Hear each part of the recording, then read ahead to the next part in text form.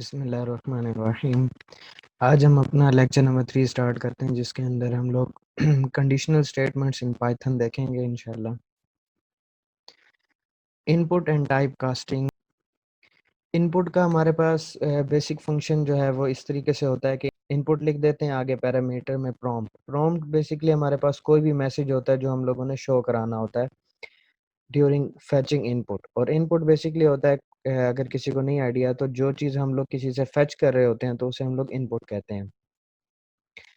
और अगर आप लोगों ने इनपुट जो ले रहे हैं इसको किसी चीज़ में स्टोर करना है वेरिएबल में, तो num is equal to input और आगे prompt. The process of converting the value. अब इसके बाद हम लोग देखते हैं टाइप कास्टिंग को। बेसिकली हम लोगों ने इनपुट जब लेते हैं तो उसका जो बाय डिफ़ॉल्ट हमारे पास डाटा टाइप होती है वो स्ट्रिंग होती है। ठीक है, तो जिसकी वजह से हम लोगों को अगर स्ट्रिंग के अलावा किसी और चीज़ में वो चीज़ लेनी है इनपुट, तो हम लोग टाइप कास्टिंग करते हैं। ठीक है, इंटीजर, स्ट्रिंग या फ्लोट हमारे पास डिफरेंट डाटा टाइप्स हैं जिनके अंदर हम लोग टाइप कास्टिंग करते हैं या टाइप कन्वर्जन। अब हमारे पास दो तरह की टाइप कास्टिंग होती है, एक इम्प्लिसिट टाइप कन्वर्जन होती है और एक एक्सप्लिसिट। इम्प्लिसिट टाइप कन्वर्जन हमारे पास हम लोगों ने लास्ट लेक्चर में भी देखी, जो ऑटोमेटिकली हमारा पाइथन कर देती है कन्वर्जन हमारे लिए, उसको हम इम्प्लिसिट टाइप कन्वर्जन कहते हैं। इसकी एग्जांपल देखते हैं। जैसे लास्ट लेक्चर में हम लोगों ने एक प्रोग्राम देखा था जिसमें हमारे पास एक इंटीजर वैल्यू थी और एक फ्लोट वैल्यू थी। अब हम लोगों ने इन दोनों को ऐड करके एक न्यू वेरिएबल में जब स्टोर किया, तो जो न्यू वेरिएबल हमारे पास होता है वो उसको इंटीजर में ले आता है, उसको टाइप कास्टिंग कर देता है।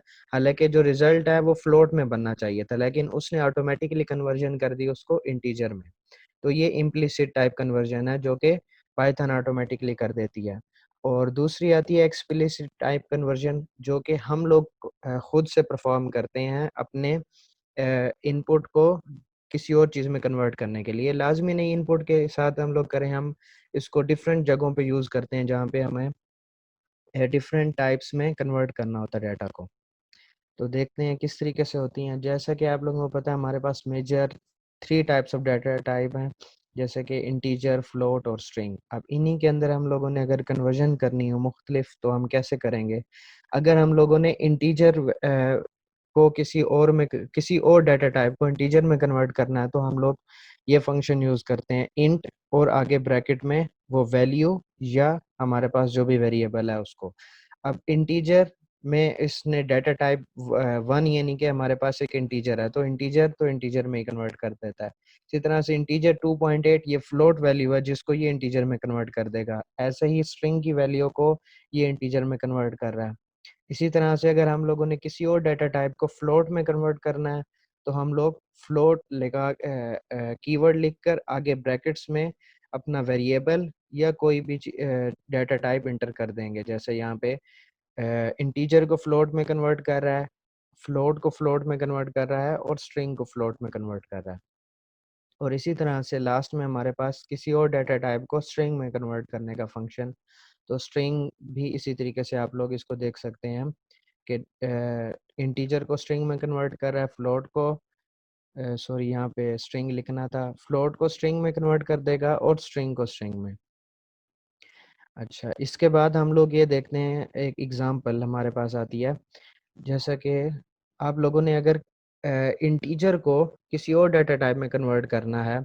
अब जैसे मैंने इनपुट लिया, उसमें मैंने कोई नंबर लिया। अब नंबर मेरे पास इंटीजर है, लेकिन उसको मैं फ्लोट में कन्वर्ट कर रहा हूँ। और आप लोगों को ये पहले से आइडिया होगा क्योंकि हम लोगों ने लास्ट लेक्चर में ये चीज़ पढ़ी थी कि जब हम लोग इनपुट लेते हैं तो वो बाय डिफ़ॉल्ट हमारे पास जो है उसे स्ट्रिंग में फेच करता है। ठीक है, अब ये नंबर जो आ रहा है ये स्ट्रिंग में होगा, इसे हम लोगों ने अगर फ्लोट में कन्वर्ट करना है तो ये वाला फंक्शन इनपुट के साथ लगाएंगे और ये फ्लोट में कन्वर्ट हो जाएगा। अब अगर हम नम की डाटा टाइप चेक करेंगे तो वो हमारे पास फ्लोट रिटर्न करेगा। इसी की एग्जांपल हम लोग देख लेते हैं। यहाँ राइट साइड पे आप लोग देखें तो आपके पास एक हम लोगों ने नम सिंपल लिया है, ठीक है, उसके ऊपर हम लोगों ने ये फ्लोट का फंक्शन लगाया कि ये उस डाटा टाइप को स्ट्रिंग से फ्लोट में कन्वर्ट कर देगा। इसी तरह से दूसरा है हमारे पास इनपुट को जो है ना वो बाय डिफ़ॉल्ट इनपुट ले रहा है। ठीक है, तो यहाँ पे अगर हम लोग इसका आउटपुट, हाँ नीचे मैंने आउटपुट प्रिंट किया हुआ है। आउटपुट में अगर आप लोग देखें तो जो हमारे पास नम की जो आउटपुट है वो उसे फ्लोट में लेकर आ रहा है। ठीक है, क्योंकि हम लोगों ने नम के ऊपर फ्लोट में कन्वर्जन लगाई थी, लेकिन num1 पे कोई कन्वर्जन नहीं थी, तो बाय डिफॉल्ट वो उसकी क्लास स्ट्रिंग दिखा रहा है। ठीक है, तो यहीं से आइडिया होता है, बाय डिफॉल्ट हमारे पास स्ट्रिंग है और अगर हम कन्वर्ट कर रहे हैं तो वो उसे फ्लोट में लेकर आ रहा है। नेक्स्ट हमारे पास कंडीशनल स्टेटमेंट आ जाती हैं।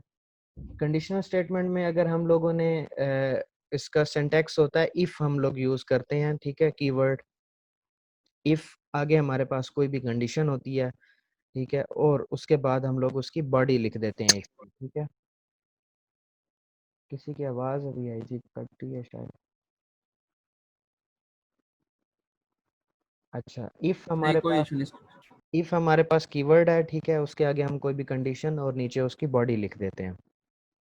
Condition can be any logical condition, कोई भी लॉजिकल कंडीशन हम लोग यहाँ पे लगा सकते हैं। उसकी एग्जांपल जैसे हम लोगों ने लास्ट में लॉजिकल ऑपरेटर्स वगैरह देखे थे। ठीक है, इनमें से कोई भी कंडीशन आप लोग यूज कर सकते हैं।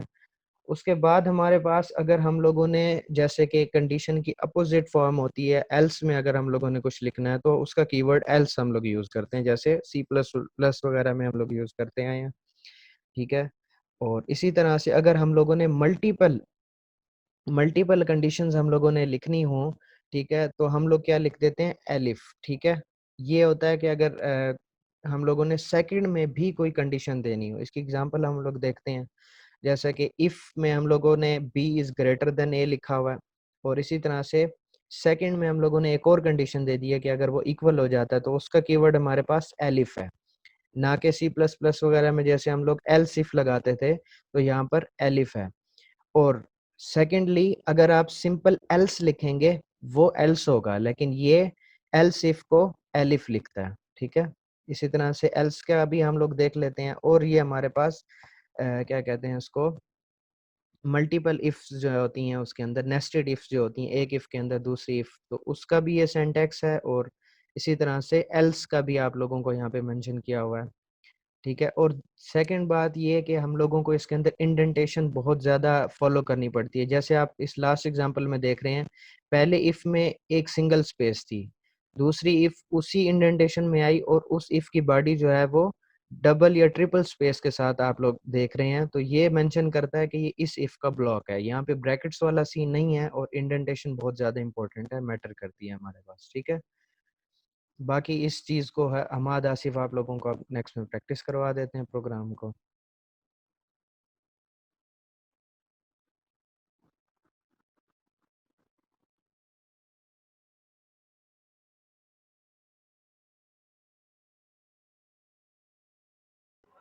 अस्सलाम वालेकुम। तो अब हम प्रैक्टिस कर लेते हैं, जैसे कि हमने कल इनपुट की कल भी की थी और टाइप कास्टिंग भी की थी, तो आज हम उसको प्रॉपर तरीके से करते हैं। जैसे कि हमने कहा था वेरिएबल कोई भी हो, उसके अंदर हमने इनपुट देनी है। तो यहाँ पे प्रॉम्प्ट का मतलब जो है, यहाँ हम देखें कि प्रॉम्प्ट वो कह रहा है, तो प्रॉम्प्ट कैसे है, the prompt string if given is printed to standard output. जैसे कि एंटर नंबर, हम जो स्ट्रिंग यहाँ पर देंगे वो हमारे पास प्रिंट हो जाएगी इंटर के लिए। अगर हम देखें सी प्लस प्लस में जैसे था हमारे पास, तो हम क्या करते थे, सबसे पहले सी आउट यू इस तरह से करके उसके बाद एंटर एंटर नंबर, और उसके बाद जो है फिर हम सी इन करते थे कि जो भी हमारा एन है, इस तरह से उसमें रन होता था। लेकिन इसके अंदर हमें यह फ़ायदा है कि हम एक ही ब्लॉक में एक ही स्टेटमेंट के अंदर वही प्रिंट करके वहाँ से हम दे सकते हैं। तो यहाँ मैंने 8 दे दिया, तो ये एन के अंदर स्टोर हो जाएगा। मैंने पिछले लेक्चर में बताया था कि ये हमारे पास स्ट्रिंग आता है, तो ये अगर हम प्रिंट की कमांड नहीं देते, सिंपल ये कोलैब में है सिर्फ, और जुपिटर में भी आई थिंक ये चलता है। जैसे अगर हम प्रिंट की कमांड नहीं देते, सिर्फ वेरिएबल नेम देते हैं, तो वो हमारे पास प्रिंट कर देता है। यहाँ पर अगर हम देखें टाइप, जैसे कल मैंने बताई थी कि यहाँ स्ट्रिंग आता है, तो ये हमारे पास स्ट्रिंग ही होगा। अब अगर मैं चाहता हूँ कि यहाँ पर मेरे पास ये जो वेरिएबल है उसमें इंट आना चाहिए, तो मैं इसकी टाइप कास्टिंग करूंगा। अगर मैं यहाँ पर देखता हूँ आर मैंने दे दिया, तो ये मुझे वही एरर दे देगा कि ये जो है आपके इंटीजर नहीं है, क्योंकि उसको इंटीजर वैल्यू चाहिए। इसको दोबारा से रन करते हैं, तो ये मैंने इसको 10 दे दिया, इंटीजर में आ गया। अब मैं इसको दोबारा से चेक करूंगा, तो ये मेरे पास इंटीजर में आ गया, क्योंकि मैंने ये टाइप कास्टिंग का मतलब ये होता है कि एक टाइप जो हमारी यूज हो रही है उसको हम किसी और टाइप के अंदर कन्वर्ट कर रहे हैं। जैसे कि यहाँ पर हमारे पास इनपुट जो वैल्यू देगा वो हमारी जो है स्ट्रिंग वैल्यू होगी और वो एंड में इंटीजर बनेगी। अगर यहाँ से एक और मैं आपको दिखाऊँ और तरीके से, सपोज मैंने इस तरह से ले लिया और मैं यहाँ पर मैंने 10 ले लिया।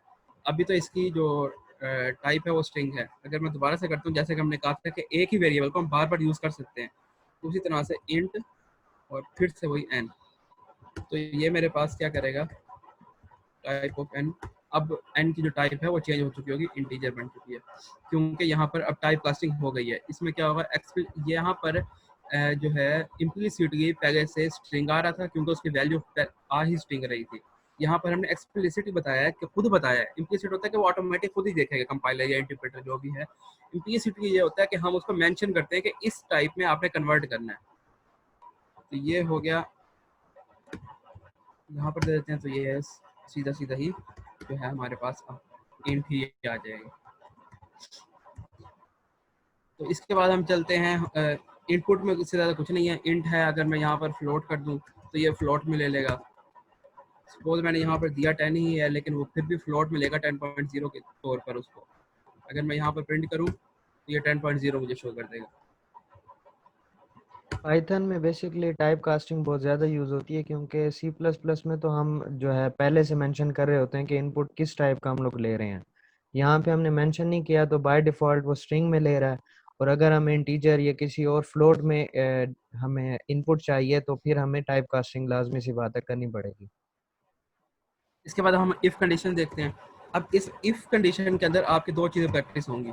एक तो ऑपरेटर्स, जैसे कि हमने कल देखा था, लॉजिकल ऑपरेटर्स जो थे, जो जिनका आंसर ट्रू और फॉल्स होता है।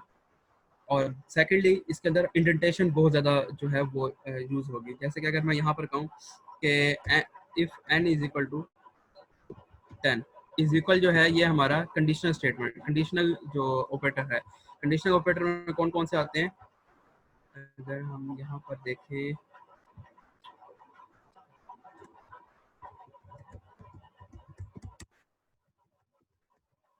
कंडीशनल ऑपरेटर्स में हमारे पास आते हैं इक्वल टू, इसके बाद greater than, less than, not equal to, और एक और इसका जो नॉट इक्वल टू का यूज होता है वो ये है, जो एसक्यूएल में भी अक्सर यूज होता है।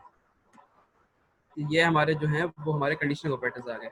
इसके अंदर हमने चेक किया, अब इसका आंसर जो है, इनका आंसर भी हमेशा ट्रू और फॉल्स होगा, और कोई आंसर नहीं हो सकता इनका। अब हम जैसे इंटर करेंगे, ये खुद ही इंडेंटेशन इसने दे दिया। अगर आप देखें तो यहाँ पर ये एक किस्म के टैब के कह लें, या इस तरह से इसने खुद ही इंडेंटेशन दे दी है, क्योंकि हमने ऊपर कॉलन यूज किया है।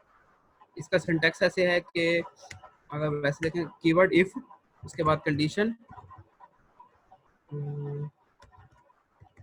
कंडीशन कॉलन, सो इंडेंटेशन, और यहाँ पर स्टेटमेंट्स। बॉडी। स्टेटमेंट्स कह लें या बॉडी कह लें, एक ही बात है। स्टेटमेंट्स, स्टेटमेंट अब एक भी हो सकती है, एक से ज़्यादा भी हो सकती हैं। अब ये इसी को हम चेक कर लेते हैं। ये अगर हम इसको कह दें बेसिक्स, ये हमारे पास कमेंट जो है वो हैश यूज होता है पाइथन के अंदर। तो हम यहाँ पर कहते हैं कि बेसिक सिंटैक्स जो है वो हमारा है इफ का। और यहाँ अब हम टेस्ट कर लेते हैं, if n double equal to 10 colon, और यहाँ पर प्रिंट। अब यहाँ पर मैं ये दे रहा हूँ कि n is 10 and I am body. और यहाँ से मैं दोबारा से यहाँ पर प्रिंट करूँगा तो ये आ जाएगा कि आई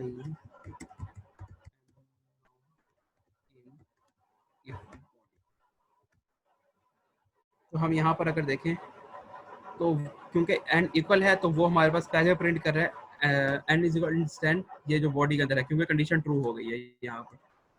और उसके बाद उसने यहाँ पर दे दिया हमारे पास कि I am not in if body. अगर मैं यहाँ पर कर दूँ 11 तो ये कंडीशन फॉल्स हो जाएगी। उसके बाद ये जो इसके नीचे वाली स्टेटमेंट्स हैं वो सिर्फ रन नहीं होंगी, बाकी जो इसके बाद नेक्स्ट में आ रही हैं वो सारी रन होंगी हमारे पास। और यहाँ पर अगर मैं एक और प्रिंट दे दूँ, आई एम आल्सो इफ,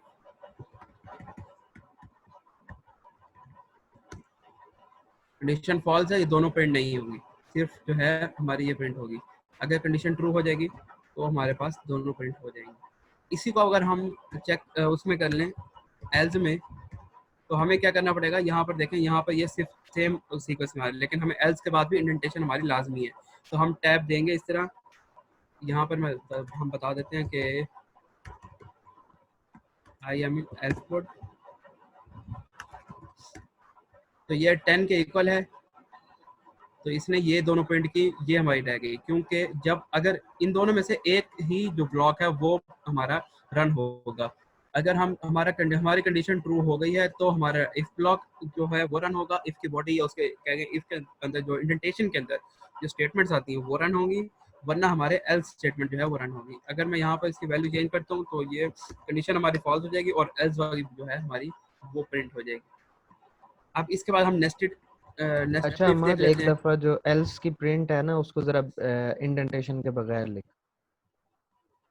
ये हमारे पास सीधा सीधा एरर आ जाएगा, क्योंकि वो सीधा बताएगा कि आपने अभी एक्सपेक्टेड एंड इंडेंटेशन एरर है। इंटेंड इन ब्लॉक, हम्म, क्योंकि ये इंडेंटेशन नहीं है, हमने एल्स यूज किया, लेकिन उसके बाद हमने उसकी कोई भी जो है वो लाजमी है कि अगर हम इफ या एल्स यूज कर रहे हैं, और आगे भी आएंगे कुछ स्टेटमेंट्स ये यूज कर रहे हैं, तो ये हमारे पास लाजमी है कि इसके आगे एक स्टेटमेंट ऐसी होनी चाहिए जो इनकी बॉडी के अंदर हो, जैसे कि बाकी लैंग्वेजेस में होता है। तो हम यहाँ पर इंडेंटेशन दे देते हैं, तो ये हमारे पास सेट हो गया।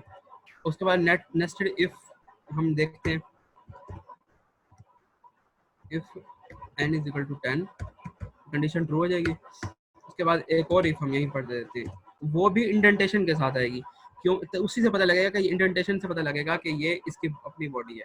If n percentage 2 is equal to 0 means ये चेक करेगा कि हमारे पास 2 से डिवाइजर है या नहीं है, रिमाइंडर 0 होना चाहिए। मॉडुलस जो मॉडुलस ऑपरेटर है या परसेंटेज ऑपरेटर जैसे भी हम कहें इसको, तो ये हमारे पास रिमाइंडर ऑपरेटर है। अब इस इफ की बॉडी जो है वो इस तरह से इंडेंटेशन में आएगी, ये इनर इफ की हो गई और ये बाकी जो है वो हमारी आउटर इफ की होगी। इसमें 2 इफ बन गई। हम ज़्यादा भी कर सकते हैं, उसी लिहाज से हमारे पास इंडेंटेशन आगे होती जाएगी। तो यहाँ पर हम प्रिंट कर देते हैं, प्रिंट n इज डिविजिबल 2, और हम यहाँ पर इस इफ के साथ जो है इसकी एल्स दे रहे हैं, लेकिन ब्लॉक आउटर इफ का वही एक ही चल रहा है। तो यहाँ पर हम कर देते हैं print n is not divisible by 2,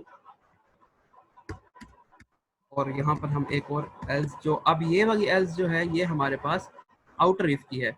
यहाँ से देखना है कि ये इफ आउटर इफ का जो ब्लॉक है वो ये है इस वक्त, और ये एल्स आ गई, जैसे कि हमने यहाँ पर प्रिंट स्टेटमेंट्स यूज की थी, उसी तरह से हम यहाँ पर पूरा इफ एल्स का एक और ब्लॉक यूज कर रहे हैं। अब इस एल्स की जो इंडेंटेशन होगी वो इस इफ के साथ आ रही होगी। ये देखें, यहाँ पर हमने यहाँ से स्टार्ट करना है कि जो भी हमने ऑपरेशन परफॉर्म करना है, n is not equal to 10। अब हम यहाँ पर देख लेते हैं हमारे पास आंसर क्या आता है। n is divisible by 2, इसमें होगा क्या, सबसे पहले जो है ये एग्जीक्यूट होगा, ये ट्रू हो गया, उसके बाद ये एग्जीक्यूट होगा, ये भी ट्रू हो गया, तो इसमें इसने ये यहाँ से दे दिया। अच्छा, अगर मैं यहाँ पर करूँ 3 से डिविजिबल चेक करना है हमने,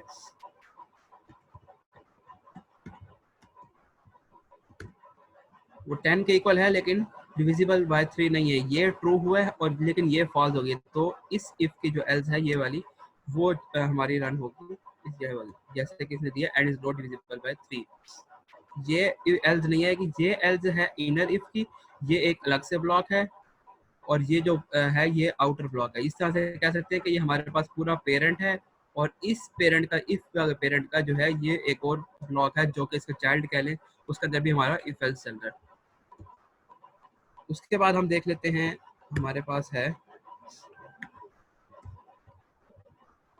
एक दफा एलिफ भी करा दे। वही इफ एलिफ एल्स। इसमें क्या है, if n is equal to 10, जैसे कि हम यूज कर रहे हैं प्रिंट। अब इसमें ये नहीं है कि हम ये इस तरह से नेक्स्ट ब्लॉक यूज नहीं कर सकते, हम इसमें भी यही वाला ब्लॉक भी यूज कर सकते हैं, इसमें कोई इशू नहीं है। Print n is equal to 10,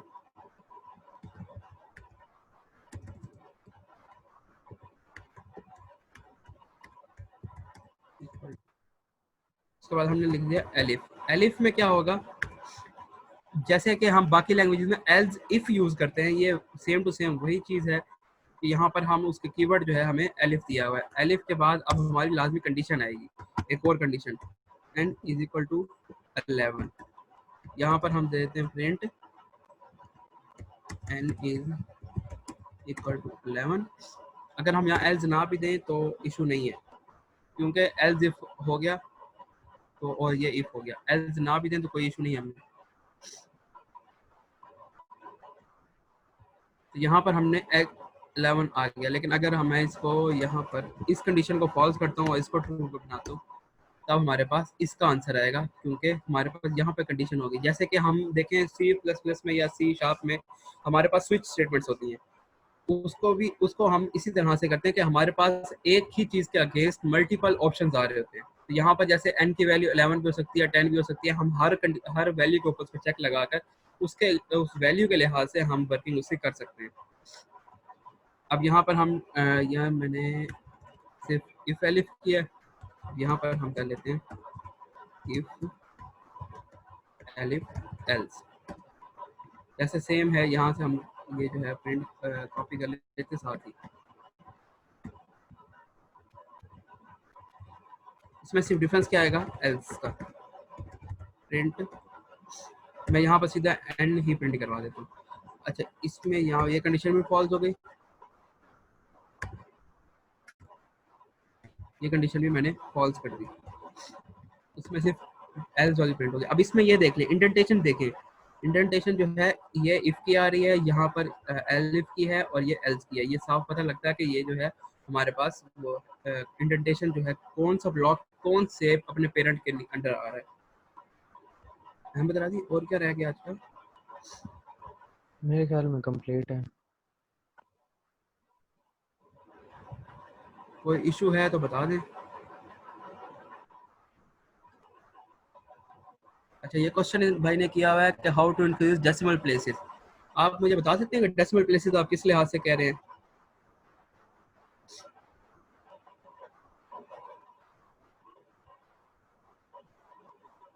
decimal places के अगर मैं आपको बताऊं तो उसमें दो चीज़ें होती हैं। एक होता है रिड्यूस करना और एक होता है जो है बड़ी वैल्यूज लेना, क्योंकि फ्लोट की भी कुछ लिमिटेशन है, जैसे कि सी प्लस प्लस में 6 डेसिमल तक लेता है वो।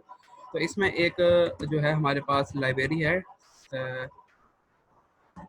वो डेसिमल। अब डेसिमल के जो करेंगे ना तो वो हमारे पास बड़ी वैल्यू आ जाएगी।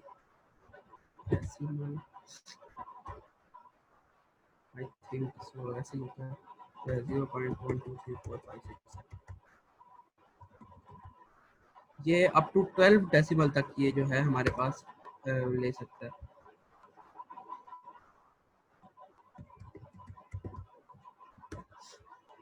तो ये इसका क्लास है जो कि हमारी अगर यहाँ पर हम देखें तो इसने वैल्यूज बढ़ा दी हैं जितनी भी हैं, क्योंकि अगर हम यहीं पर इसका चेक करने की लेंथ कितनी बनती है तो हमें पता लग जाएगा कितनी वैल्यूज इसने दी है। इसमें len का फंक्शन है, वो सीधा हमें लेंथ का बता देता है। इसमें नहीं आएगा, ठीक है, क्योंकि ये हमारे बिल्ट इन नहीं है, ये हमारी लाइब्रेरी है तो उसके अंदर भी क्लास है, इस वजह से वो है जो है लेंथ का फंक्शन इसमें यूज़ नहीं हो सकता।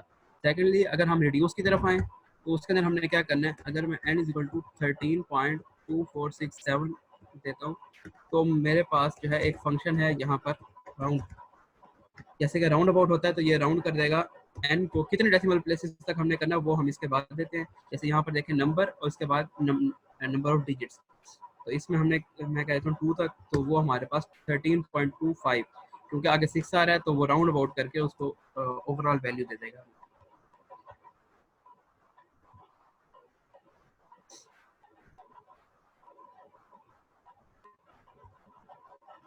और कोई क्वेश्चन है तो बता दें।